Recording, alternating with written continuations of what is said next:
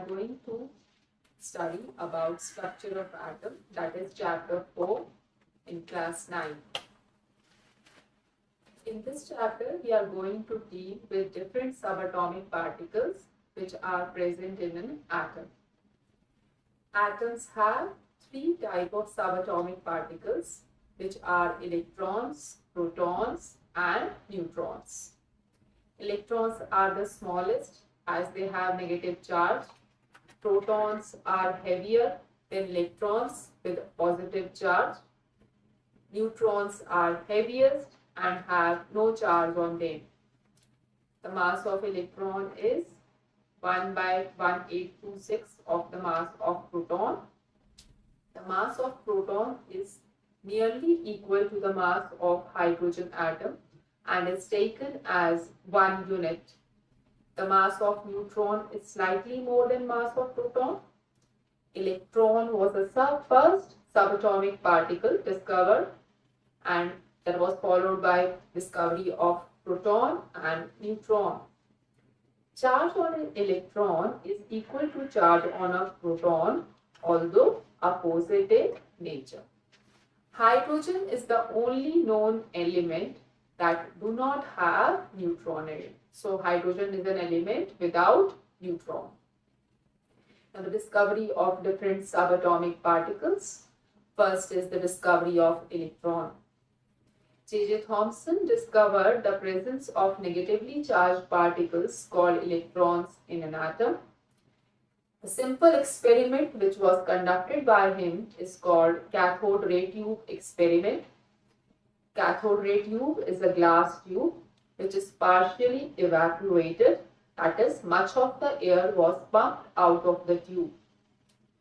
Cathode ray tube was initially designed by Hutton.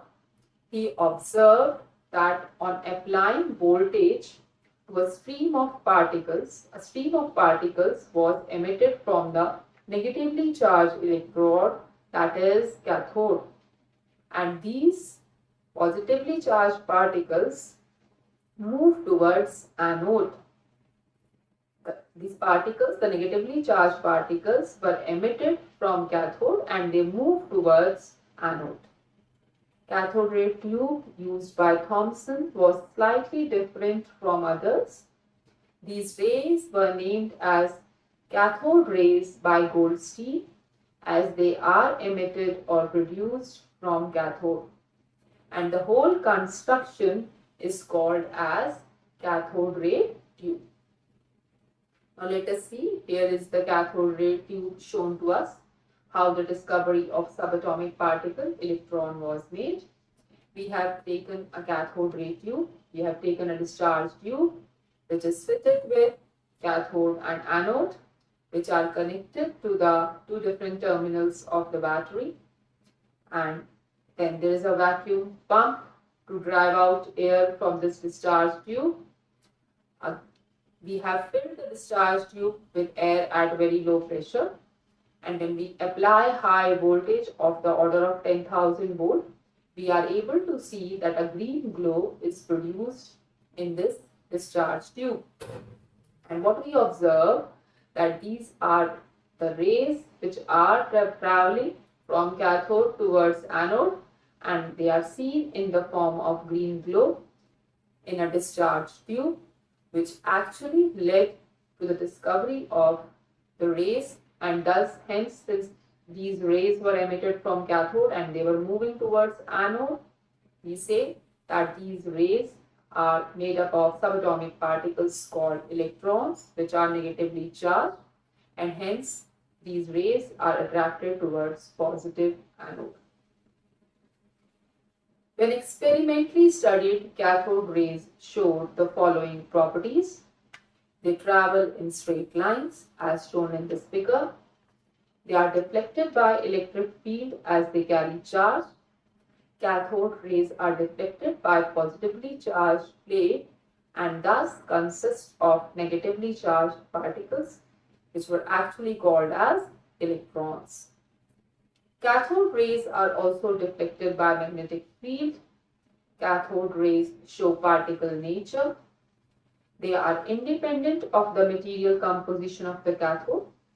That is, similar properties for cathode rays were observed irrespective of the material of cathode and the gas filled in the discharge tube.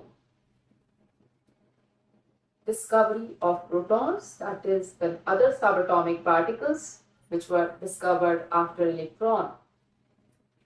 E. Goldstein performed the experiment using perforated cathode and discovered these new radiations in a gas discharge tube behind perforated cathode. These radiations were named anode rays as they are emitted by anode. Goldstein called these positive rays as channel rays or canal rays as they appear to be produced by the holes or channels in the cathode. These rays later led to the discovery of the positively charged protons in the atom. Various properties of canal rays are as follows. They are deflected by electric and magnetic fields. Their deflection is opposite to that of cathode rays. They also travel in straight lines.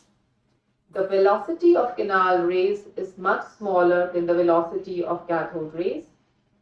Mass of the canal rays vary or change with gas used in the experiment. In 1932, Chadwick discovered the presence of particles having no charge in the atom, and these were called neutrons. So, discovery of electron is followed by discovery of protons and then further by discovery of neutrons. Now, this is the discharge tube shown where we have actually come across the discovery of protons. In this discharge tube, you see the alteration.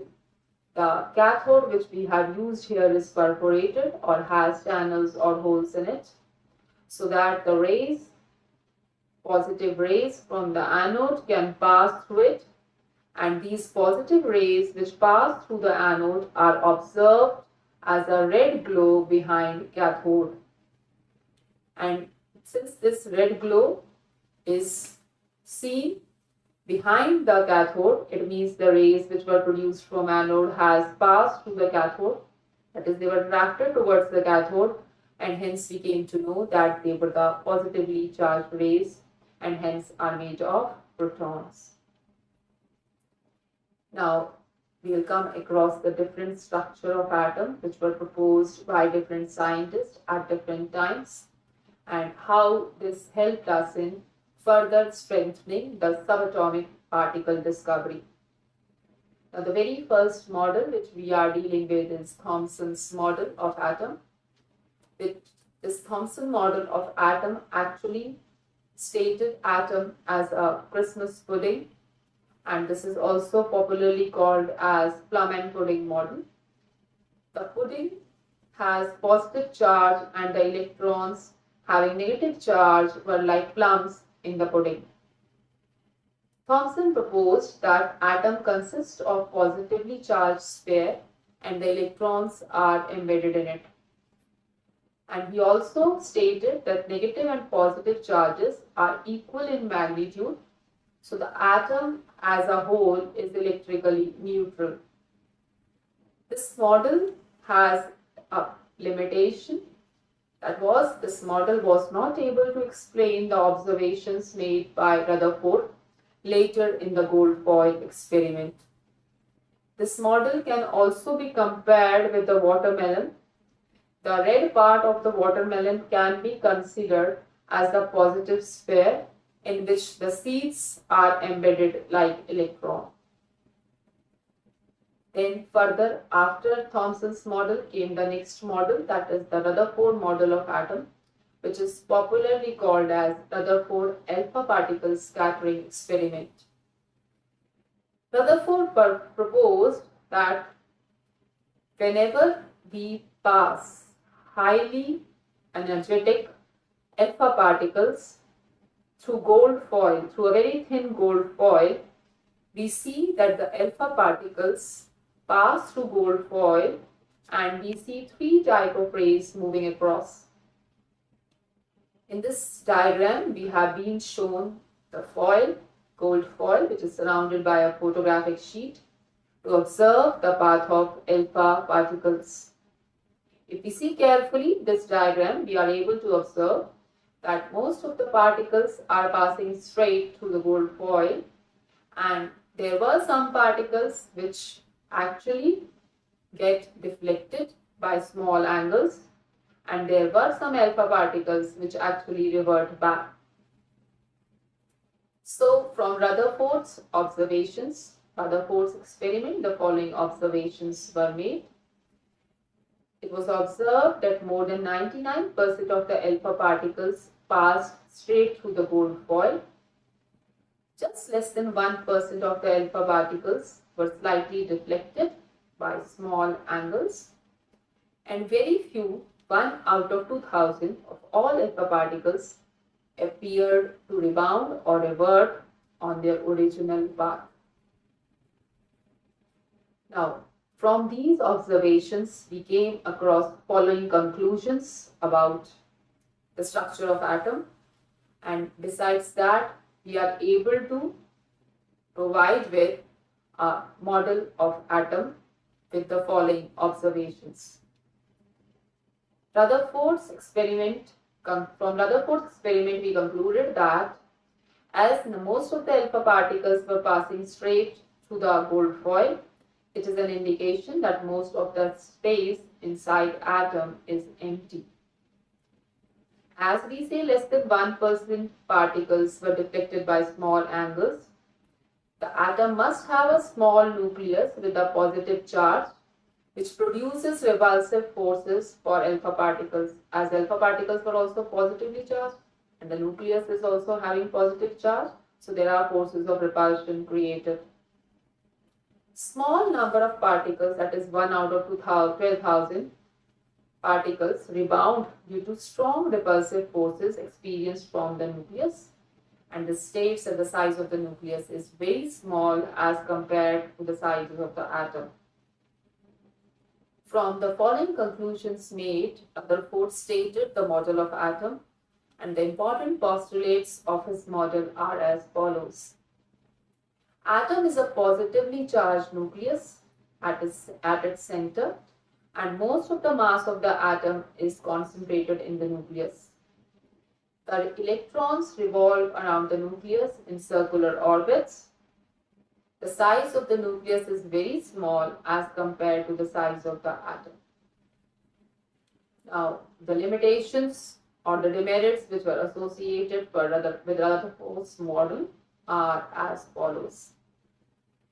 According to Maxwell's rule, any particle in a circular orbit would undergo acceleration and would radiate energy. So the revolving electrons would lose energy and fall into the nucleus, and thus atom would be unstable.